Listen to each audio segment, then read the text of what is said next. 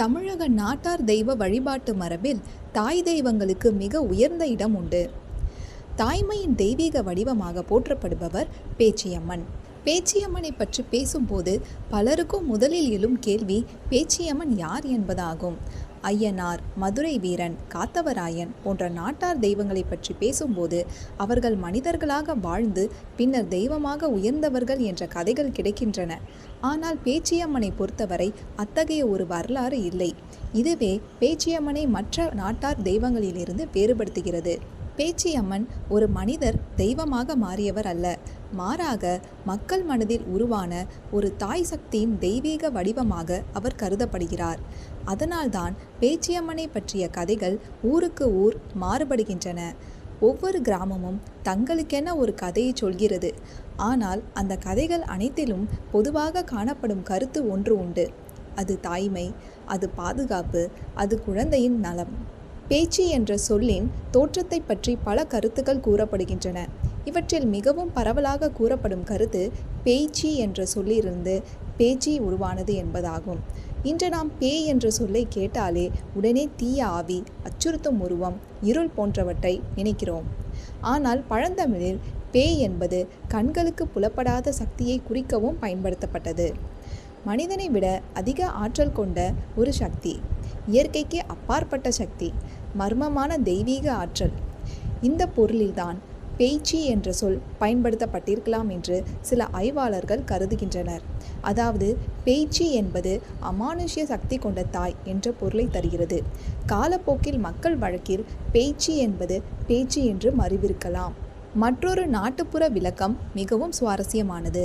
தமிழில் பேறு என்றால் வரம் அல்லது குழந்தை பேறு. குழந்தை இல்லாதவர்களுக்கு குழந்தை கிடைக்கச் செய்வதால் பேறு தரும் அம்மன் என்பதே பின்னர் பேச்சியம்மன் என்று மாறியிருக்கலாம் என்று சிலர் கூறுகின்றனர். பேச்சியம்மனின் உண்மையான தோற்றத்தை புரிந்து கொள்ள நாம் ஆயிரக்கணக்கான ஆண்டுகள் பின்னோக்கி செல்ல வேண்டும். அப்போது மனிதன் இயற்கையோடு வாழ்ந்தான். அவனுக்கு மருத்துவ அறிவு இல்லை, மருத்துவமனை இல்லை, கர்ப்பம் எப்படி உருவாகிறது என்ற அறிவியல் விளக்கம் இல்லை. ஒரு பெண் கர்ப்பமாகிறாள், அவளுடைய வயிற்றில் ஒரு உயிர் வளர்கிறது. 10 மாதங்களுக்கு பிறகு ஒரு குழந்தை பிறக்கிறது. இந்த நிகழ்வு அவர்களுக்கு ஒரு அதிசயமாக தோன்றியது. உயிரை உருவாக்கும் பெண் சாதாரண மனிதராக தெரியவில்லை, அவள் தெய்வீக சக்தி கொண்டவளாக தோன்றினாள். இதனால் பெண்ணையும் தாய்மையையும் அவர்கள் புனிதமாக கருதினர். இந்த சிந்தனையிலிருந்தே தாய் தெய்வ வழிபாடு உருவானது. அந்த தாய் தெய்வ மரபின் ஒரு வடிவமே பேச்சியம்மன். தமிழகத்தின் சில கிராமங்களில் சொல்லப்படும் ஒரு நாட்டுப்புற கதை இதுவாகும். ஒரு காலத்தில் ஒரு கிராமத்தில் பிறக்கும் குழந்தைகள் தொடர்ந்து உயிரிழந்தன. எத்தனை குழந்தைகள் பிறந்தாலும் சில நாட்களில் இறந்து போயின. மக்கள் பயந்தனர். அது ஒரு தீய ஆவியின் செயல் என்று நம்பினர். அப்போது கிராமத்தில் வாழ்ந்த ஒரு தாய் தனது குழந்தையையும் இழந்தாள். தன் குழந்தையின் மரணத்தை தாங்க முடியாமல் அவள் கடுந்தவம் செய்தாள். இனி எந்த தாயும் என் நிலைக்கு ஆளாகக்கூடாது என்று வேண்டினாள். அவளது துயரம், தாய்மை, கோபம் ஆகியவை ஒன்றிணைந்து ஒரு தெய்வீக சக்தியாக மாறின. அந்த சக்தியே பேச்சியம்மன். பின்னர் அவள் குழந்தைகளை தாக்கிய தீய சக்திகளை அழித்து கிராமத்தை காத்ததாக கூறப்படுகிறது. இந்த கதையின் வரலாற்று உண்மையை விட அதன் கருத்து முக்கியமானது. ஒரு தாயின் அன்பு மரணத்தையும் வெல்லும் என்ற நம்பிக்கையே இதில் பிரதிபலிக்கிறது.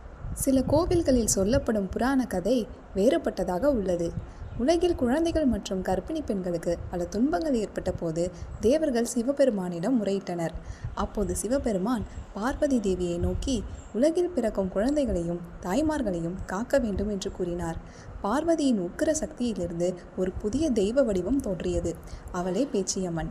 அவள் தீய ஆவிகளையும் நோய்களையும் விரட்டியடித்து குழந்தைகளை காப்பாற்றினாள்.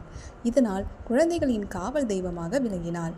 இந்த கதை பின்னாளில் நாட்டார் தெய்வ வழிபாடு சைவ மரபோடு இணைக்கப்பட்ட போது உருவானதாக பலர் கருதுகின்றனர். பேச்சியம்மனை பற்றி ஏன் ஒரே ஒரு கதை இல்லை என்றால், அவர் ஒரு குறிப்பிட்ட காலத்தில் வாழ்ந்த மனிதர் அல்ல. அவர் ஒரு மக்கள் நம்பிக்கையின் வடிவம். கிராமம் மாறினால் கதை மாறும், மக்கள் மாறினால் விளக்கம் மாறும். ஆனால் எல்லா கதைகளிலும் மாறாமல் இருப்பது ஒன்று மட்டுமே, அது தாய்மை. ஒரு தாய் தனது குழந்தைக்காக உயிரை கொடுக்க தயாராக இருப்பாள். அந்த எல்லையற்ற அன்பும் பாதுகாப்பும் தெய்வமாக உருவகப்படுத்தப்பட்ட போது தோன்றிய உருவமே பேச்சியம்மன். ஒரு தெய்வத்தை பற்றி புரிந்து கொள்ள அதன் உருவத்தை புரிந்து கொள்வது மிகவும் அவசியமானது. ஏனெனில் நாட்டார் தெய்வ வழிபாட்டில் சிலைகள் வெறும் கலைப்படைப்புகள் அல்ல. ஒவ்வொரு உருவ அமைப்பும் ஒரு கருத்தையும் ஒரு நம்பிக்கையையும் ஒரு வாழ்க்கை அனுபவத்தையும் வெளிப்படுத்துகிறது. பேச்சியம்மனின் உருவத்தை முதன்முறையாக பார்க்கும் ஒருவர் சற்று அதிர்ச்சி அடையலாம். ஏனெனில் மற்ற அம்மன் தெய்வங்களைப் போல அமைதியான முகம், மென்மையான புன்னகை, தாமரை மலர் ஏந்திய தோற்றம் போன்றவை பெரும்பாலும் இங்கு காணப்படுவதில்லை. மாறாக பெரிய விரிந்த கண்கள், கோரை பற்கள், சிதறிய கூந்தல், உக்கிரமான முகபாவனை, கையில் குழந்தை, மடியில் குழந்தை, சில இடங்களில் வாயில் குழந்தை போன்ற அம்சங்களுடன் பேச்சியம்மன் காட்சியளிக்கிறார். இந்த உருவத்தை பார்த்து பலர், இவர் குழந்தைகளை காக்கும் தெய்வமா அல்லது உக்கிரமான தெய்வமா என்று கேட்பார்கள். உண்மையில் இந்த இரண்டும் ஒன்றுக்கொன்று முரணானவை அல்ல. பேச்சியம்மன் என்பது கருணையும் உக்கிரமும் ஒன்றாக இணைந்த வடிவம். ஒரு சாதாரண பெண்ணை நாம் அமைதியானவளாக காணலாம். ஆனால் அதே பெண்ணின் குழந்தைக்கு ஆபத்து வந்தால் அவள் மாறிவிடுவாள். பயமின்றி எதிர்த்து நிற்பாள். தன் உயிரை பற்றி கூட சிந்திக்காமல் குழந்தையை காப்பாற்ற முயல்வாள். இதை மனித சமூகம் ஆயிரக்கணக்கான ஆண்டுகளாக கவனித்திருக்கிறது. அதனால் தாயின் அன்பு மட்டுமல்ல, தாயின் உக்கிரமும் புனிதமாக கருதப்பட்டது. பேச்சியம்மனின் உருவம் இந்த உண்மையை வெளிப்படுத்துகிறது. அவள் கோபத்தின் தெய்வமல்ல, அவள் பாதுகாப்பின் தெய்வம். பேச்சியம்மனின் விரிந்த கண்கள் எப்போதும் விழிப்புடன் இருப்பவள் என்பதை குறிக்கிறது. கோரை பற்கள் பக்தர்களை பயமுறுத்துவதற்காக அல்ல, தீய சக்திகளை அச்சுறுத்துவதற்காக. சாதாரண வாழ்க்கையில் பெண்கள் தலைமுடியை ஒழுங்காக கட்டிக்கொள்வார்கள். ஆனால் போருக்கு செல்லும் வீரத்தாயின் உருவம் சிதறிய கூந்தலுடன் கற்பனை செய்யப்பட்டது. அதனால் பேச்சியம்மனுக்கு விரிந்த கூந்தல் அமைந்தது. பல பேச்சியம்மன் சிலைகள் சிவப்பு அல்லது செம்மஞ்சள் நிற அலங்காரத்துடன் காணப்படுகின்றன. சிவப்பு நிறம் தமிழர் மரபில் பல அர்த்தங்களை கொண்டுள்ளது.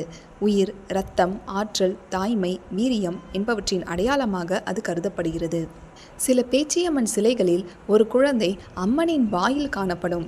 இதை பார்த்த சிலர் தவறாக புரிந்து கொள்கிறார்கள். ஆனால் நாட்டுப்புற விளக்கம் வேறுபட்டது. ஒரு தாய் தனது குழந்தையை யாரிடமும் ஒப்படைக்காமல் தன்னோடு சேர்ந்து பாதுகாக்கும் எண்ணத்தின் அடையாளமாக இது கருதப்படுகிறது. சில இடங்களில் இதற்கு ஒரு கதை சொல்லப்படுகிறது. குழந்தைகளை தாக்க வந்த தீய சக்திகளை அம்மன் விழுங்கி அழித்தாள். அதன் நினைவாக இந்த உருவம் உருவானது என்று கூறப்படுகிறது. பேச்சியம்மன் சிலைகளில் ஆயுதங்கள் குறைவாக இருக்கின்றன. காரணம், அவளுடைய மிகப்பெரிய ஆயுதம் வாள் அல்ல, தாய்மை. ஒரு தாயின் அன்பு மற்றும் பாதுகாப்பு உணர்வே அவளது சக்தி. தமிழகம் முழுவதும் ஆயிரக்கணக்கான கிராமங்களில் பேச்சியம்மன் வழிபாடு காணப்பட்டாலும் ஒவ்வொரு இடத்திலும் அவளை பற்றிய கதைகள், உருவங்கள், சடங்குகள், நம்பிக்கைகள் ஆகியவை மாறுபடுகின்றன. இதுவே நாட்டார் தெய்வ வழிபாட்டின் மிகப்பெரிய சிறப்பாகும். ஆகம கோவில்களில் இருப்பது போல ஒரே விதமான விதிமுறைகள் இங்கு கிடையாது. மக்களின் வாழ்க்கை, நிலம், தொழில், சமூக அமைப்பு, உள்ளூர் வரலாறு ஆகியவற்றின் அடிப்படையில் தெய்வத்தின் வடிவமும் வழிபாடும் மாறிக்கொண்டே இருக்கும். அடுத்து பேச்சியம்மனின் பல்வேறு வடிவங்கள் பற்றி காணலாம். முதலாவது, குழந்தை வரம் தரும் பேச்சியம்மன். குழந்தை இல்லாமல் பல ஆண்டுகள் வாழும் தம்பதிகள் பேச்சியம்மன் கோவிலுக்கு வந்து தொட்டில் கட்டுதல், சிறிய மரத்தொட்டில் காணிக்கை செலுத்துதல், வெள்ளை தொட்டில் சமர்ப்பித்தல், குழந்தை பொம்மை காணிக்கை போன்ற நேர்த்திக்கடன்களை செய்கிறார்கள். குழந்தை பிறந்த பிறகு அதே குழந்தையை கோவிலுக்கு கொண்டு வந்து அம்மனிடம் காண்பித்து நன்றி செலுத்துவது பல ஊர்களில் வழக்கமாக உள்ளது. இரண்டாவது, கர்ப்பரட்சகி பேச்சியம்மன். கர்ப்ப காலத்தில் தாய் நலமாக இருக்க வேண்டும், குழந்தை நலமாக வளர வேண்டும், சுகப்பிரசவம் நடைபெற வேண்டும் என்று வேண்டிக் கொள்கிறார்கள். கிராமங்களில் 7ஆம் மாத வளைகாப்பு நிகழ்வுக்கு பிறகு பேச்சியம்மனை வணங்கும் பழக்கமும் இருந்துள்ளது. மூன்றாவது, சுடலை பேச்சியம்மன். இதை கேட்கும்போது பலருக்கு ஆச்சரியம் ஏற்படலாம். குழந்தைகளின் காவல் தெய்வத்திற்கும் சுடுகாட்டிற்கும் என்ன தொடர்பு? பழைய நாட்டார் சிந்தனையில் பிறப்பும் இறப்பும் ஒன்றுக்கொன்று எதிரானவை அல்ல. அவை வாழ்க்கையின் 2 எல்லைகள். ஒரு உயிர் உலகிற்கு வருவது பிறப்பு, ஒரு உயிர் உலகை விட்டு செல்வது இறப்பு. இந்த 2 எல்லைகளையும் காக்கும் சக்திகளே தெய்வங்கள் என்று மக்கள் நம்பினர். அதனால் சில இடங்களில் பேச்சியம்மன் உயிர்களின் வருகையையும் பிரிவையும் அறிந்த தாயாக கருதப்படுகிறார். ஒரு தெய்வத்தின் உண்மையான சிறப்பை அறிய வேண்டுமெனில் அதன் புராண கதைகளை மட்டும் படித்தால் போதாது. அந்த தெய்வத்தை மக்கள் எவ்வாறு வழிபடுகிறார்கள், என்ன நம்பிக்கையுடன் வணங்குகிறார்கள், என்ன நேர்த்திக்கடன்கள் செலுத்துகிறார்கள் என்பதை அறிய வேண்டும். பேச்சியம்மன் வழிபாட்டில் மிகவும் பரவலாக காணப்படும் சடங்கு தொட்டில் கட்டும் நேர்த்திக்கடன் ஆகும். சில பகுதிகளில் குழந்தை வரம் வேண்டுபவர்கள் சிறிய குழந்தை பொம்மைகளை காணிக்கையாக வைக்கிறார்கள். இதன் பின்னணி மிகவும் சுவாரஸ்யமானது. வேண்டுதல் நிறைவேறுவதற்கு முன்பே குழந்தையை மனதில் உருவகப்படுத்தி அம்மனிடம் ஒப்படைப்பது என்ற நம்பிக்கை இதில் உள்ளது. குழந்தை பிறந்த பிறகு மீண்டும் கோவிலுக்கு வந்து நன்றி செலுத்துவார்கள். பெண்களோடு நெருங்கிய தொடர்பு கொண்ட வழிபாட்டு முறைகளில் ஒன்று வளையல் காணிக்கை. திருமணமான பெண்கள் கர்ப்பம் தரிக்க, கர்ப்பம் நிலைக்க, சுகப்பிரசவம் நடைபெற என்று வேண்டிக் கொண்டு கண்ணாடி வளையல்களை அம்மனுக்கு சமர்ப்பிக்கிறார்கள். சில கோவில்களில் அம்மனுக்கே வளையல் அணிவிக்கும் வழக்கம் காணப்படுகிறது. இது பெண்களின் வாழ்வும் தாய்மையும் பாதுகாக்கப்பட வேண்டும் என்ற பிரார்த்தனையாக கருதப்படுகிறது. பேச்சியம்மன் வழிபாட்டில் மஞ்சளுக்கு மிக முக்கிய இடம் உண்டு. தமிழர் மரபில் மஞ்சள் என்பது வளம், ஆரோக்கியம், மகப்பேறு, மங்களம் ஆகியவற்றின் அடையாளமாக கருதப்படுகிறது. அதனால் பக்தர்கள் மஞ்சள் தூள், மஞ்சள் கயிறு, மஞ்சள் சேலை போன்றவற்றை காணிக்கையாக செலுத்துகிறார்கள். குங்குமமும் பெண்களின் மங்கள வாழ்க்கையோடு தொடர்புடையதால் முக்கிய பங்கு வகிக்கிறது. பேச்சியம்மன் கோவில்களில் காணப்படும் முக்கிய நேர்த்திகளில் ஒன்று மாவிளக்கு. அரிசி மாவு, வெல்லம், நெய் ஆகியவற்றை கொண்டு மாவிளக்கு தயாரிக்கப்படுகிறது. இதன் பொருள் வெறும் விளக்கேற்றுதல் அல்ல, ஒரு தாயின் மனதில் இருக்கும் நம்பிக்கையின் ஒளியை அம்மனிடம் சமர்ப்பிப்பதாக மக்கள் கருதுகின்றனர். பல கிராமங்களில் அம்மனுக்கு பொங்கல் வைத்து வழிபடுவது முக்கியமான சடங்காகும். பொங்கல் என்பது பலம், நன்றி, குடும்ப ஒற்றுமை ஆகியவற்றின் அடையாளமாக கருதப்படுகிறது. குழந்தை பிறந்த பிறகு சில குடும்பங்கள் முதல் பொங்கலை பேச்சியம்மனுக்கு சமர்ப்பிப்பதும் வழக்கம். பல குடும்பங்கள் குழந்தையின் முதல் முடியெடுக்கும் நிகழ்வை பேச்சியம்மன் கோவிலில் நடத்துகின்றனர். இதன் பின்னணி குழந்தையின் வாழ்க்கை அம்மனின் பாதுகாப்பில் தொடங்க வேண்டும் என்ற நம்பிக்கை. இந்த சடங்கு பெரும்பாலும் குடும்ப உறுப்பினர்கள் முன்னிலையில் நடைபெறும். சில பகுதிகளில் குழந்தைகளின் காதுகுத்து நிகழ்வும் பேச்சியம்மன் கோவிலிலேயே நடத்தப்படுகிறது. இது வெறும் அலங்கார நிகழ்வு அல்ல, குழந்தை சமூகத்தின் ஒரு உறுப்பினராக ஏற்றுக்கொள்ளப்படுவதற்கான சடங்காகவும் கருதப்படுகிறது. பேச்சியம்மன் கோவில்களில் நடைபெறும் திருவிழாக்கள் ஊருக்கு ஊர் மாறுபடுகின்றன. ஆனால் பொதுவாக ஆடி மாதம், பங்குனி மாதம், சித்திரை மாதம் போன்ற காலங்களில் விழாக்கள் நடைபெறுகின்றன. அப்போது பால்குடம், முளைப்பாரி, மாவிளக்கு, பொங்கல், கரகம், ஊர்வலம் போன்ற நிகழ்வுகள் நடைபெறுகின்றன. பல கிராமங்களில் திருவிழா தொடங்குவதற்கு முன் காப்பு கட்டுதல் நடைபெறும். இது விழாவின் தொடக்க அறிவிப்பாகும். காப்பு கட்டப்பட்ட பிறகு அந்த கிராமம் அம்மனின் பாதுகாப்பிற்குள் வந்துவிட்டதாக நம்பப்படுகிறது. மக்கள் சில விரதங்களை கடைபிடிக்க தொடங்குவார்கள். சிலர் அசைவ உணவை தவிர்ப்பார்கள், சிலர் மதுபானம் அருந்தாமல் இருப்பார்கள், சிலர் தினசரி கோவிலுக்கு செல்வார்கள். சில கிராமங்களில் விழா காலங்களில் அருள்வாக்கு கூறும் மரபு காணப்படுகிறது. அம்மனின் அருள் இறங்கியதாக நம்பப்படும் ஒருவர் குடும்ப பிரச்சனைகள், நோய்கள், நேர்த்திக்கடன்கள் பற்றிய ஆலோசனைகளை வழங்குவார். இது நாட்டார் தெய்வ வழிபாட்டின் முக்கிய அம்சங்களில் ஒன்றாகும். பழைய காலங்களில் சில பகுதிகளில் உயிர்பலி அல்லது மிருகபலி மரபுகள் இருந்ததாக கூறப்படுகிறது. ஆனால் இவை எல்லா பேச்சியம்மன் கோவில்களிலும் இருந்ததில்லை. இன்றைய காலத்தில் பெரும்பாலான இடங்களில் தேங்காய் உடைத்தல், பொங்கல் படைத்தல், பழங்கள் சமர்ப்பித்தல் போன்ற வழிபாடுகளே அதிகமாக காணப்படுகின்றன. மற்ற சில நாட்டார் தெய்வ வழிபாடுகளில் ஆண்கள் அதிக பங்கு வகித்தாலும் பேச்சியம்மன் வழிபாட்டில் பெண்களே மையமாக இருக்கிறார்கள். இன்று நாம் காணும் பல பேச்சியம்மன் கோவில்கள் ஆரம்ப காலத்திலிருந்தே கற்சிற்பங்களுடன் கட்டப்பட்ட பெரிய கோவில்களாக இருந்ததில்லை. பழங்காலத்தில் நாட்டார் தெய்வ வழிபாடு மிகவும் எளிமையானதாக தான் இருந்தது. ஒரு மரம், ஒரு கல், ஒரு மண்பீடம், அவ்வளவுதான். மக்கள் அந்த இடத்தில் ஒரு தெய்வீக சக்தி இருப்பதாக நம்பினால் அங்கேயே வழிபாடு தொடங்கிவிடும். பேச்சியம்மன் கோவில்களின் அருகில் அடிக்கடி காணப்படும் மரம் வேப்பமரம். இது சாதாரண தற்செயல் அல்ல.